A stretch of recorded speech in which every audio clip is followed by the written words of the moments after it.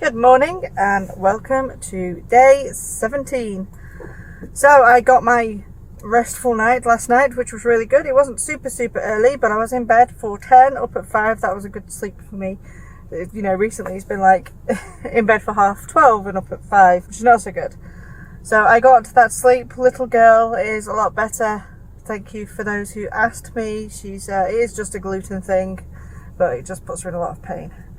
I didn't write any more than those 2,000 words. I didn't think I would. I had an order of Christmas baubles that I had to make. I know that sounds weird. They are an author thing. I'll show you a picture of the back of them. So I was making them out of resin last night, and obviously that takes a while. So that I got all those resin things done, and I've got to do the other side of them tonight. But they're fun, and I do them every year, and so this is this year. Today I'm going to win Nano. I am going to win Nano. I've literally got 1,900 and something words to write. There is no reason, unless there's a massive disaster in my life, that I cannot win Nano, and I bet I've jinxed it now. I'm going to finish off the chapter with Alex talking to the ex-boyfriend. And I've been thinking a lot about the hook, because I've written my first chapter, and the first chapter is when Jennifer, this woman, finds the body of Madeline. You know, it's the typical, it's quite kind of cliche, she's out walking the dog and finds the body. She had an argument with her husband. Now, spoiler alert, the wife is the wife. So Madeline, as I said yesterday, is an escort, high-class escort, and she has been sleeping with one of her professors. This professor is the husband of the woman that found the body. So this is why the book's called Jigsaw Girl. There's so many pieces to it, and it all links in together, and it creates one big picture. So that's the play on the title. But I was thinking about, I'm going to have to change the first chapter. You know, the first chapter doesn't tend to come out perfect.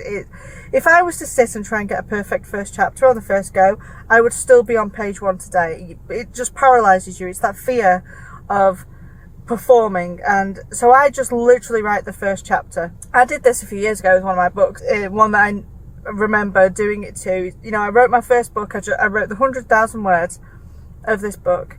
I knew the beginning wasn't the right beginning, but I just put it in there because at the end of the day it got me writing. And when I'd finished the book and was editing it, I actually deleted the first 7 chapters because the beginning that I'd written was not the actual beginning of the story, and the story was all the better for it. So I know this first chapter has to be her finding the body. So, because that is how all crime books start. And I know while we all want to be original and stuff like that, we do also need to stick to the tropes, because readers of specific genres, especially something like a British crime, expect you to hit specific tropes. It's like writing a romance and not having a happy ever after. If you don't have a happy ever after, or at least a happy for now in a romance, you are not writing a romance. You can tell me it's a romance story all you want, but if you do not hit that key trope on the book, you are not writing a romance. You might be writing an adventure, a mystery, a thriller, or something like that with a very heavy romance plot. So this is the same with the crime. I have to hit the tropes. It's a murder mystery book. There has to be a murder, there has to be a discovery of the body, and there has to be the hero is either a ordinary person, you know, kind of Jessica Fletcher kind of person, just meddling, or a policeman or something. And so the trope, I have to have the trope. All these crime books start with the crime being committed or the body being found. Now, it would be a bit hard to show the crime being committed because that would give away who it was. There wouldn't be a way of writing it without it sounding really stupid. So it's going to have to be the crime, and I'm going to have to change something, because the thing with books, your first chapter has to hook your reader, and your last chapter to fill the story, and the last chapter has to put them onto the next book. All the other stuff in the middle has to be good as well, but the first and the last chapter are your most important. I participated in an anthology with the 20 books to 50k group last year, and their entry for that was you had to write an 8,000 word short story, but they only wanted 500 words off your submission to accept you, and basically you had to hook them within those 500 words. And it was it was challenging because you've got to introduce your character, you've got to introduce what's happening in the story, you've got to introduce so basically you've got the character, the premise, and then some kind of incident happening, and you've got to do that in 500 pages without it sounding rushed. Now, I managed to get 2 stories accepted into the 2 different anthologies, which was fantastic, but I worked really hard on those and made them tight. So I need to work really hard on this first chapter and make that tight, and I'm going to do it as if I am submitting this book to someone like the guys at 20 books to 50k. I'm going to write it as if I've got to hook the person the reader within the first 500 words, because realistically I do.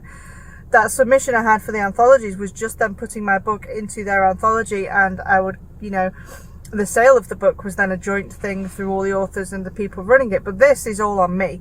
So I have to hook the reader within the first 500 pages and keep them there for the story. So I'm going to have to think about that first chapter and work on it. I know it's already gone to the editor, but I still have access to the file, and I'll tweak it and they'll go back and re-edit bits, so it's fine. But I'm just trying to think of that in my head now on getting this book into a saleable position. So yeah, so today, like I said, I'm going to work on Alex's chapter with talking to the ex, and I'm debating where he's going to go with this now, whether he's probably going to go looking for the patient, because this patient person has come up 3 times, so it's kind of a big flag that he needs to go and follow this up. So that's probably where I'm going to head him to now. I'm probably not going to be home. I'm actually in Liverpool at the moment, so I'm probably not going to be home for a couple of hours, and that's okay. But I'm going to get some words done, and then I'm going to get some words done, and then I am going to finish these baubles and get them drying and hopefully sent off this weekend. But that is me over and out, and I'm going to go and find myself a coffee and get home. See you later. Bye.